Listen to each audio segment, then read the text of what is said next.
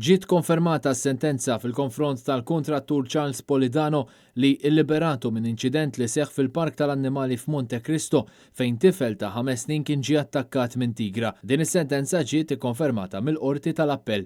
Kien lura f'Novembru tal-2015 meta t-tifel ta' 5 snin kien fil-park u ressaq lejn it-tigra l-insertat inħarġet mill-gaġġa.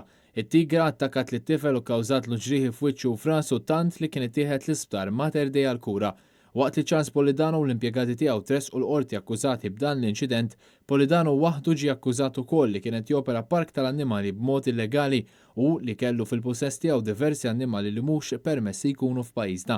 Polidano flimkien ma' Michael Merċieqa ġew liberati mill-akkużi kontrihom mill-Qorti tal-Maġistrat f'Lulju tal-2018.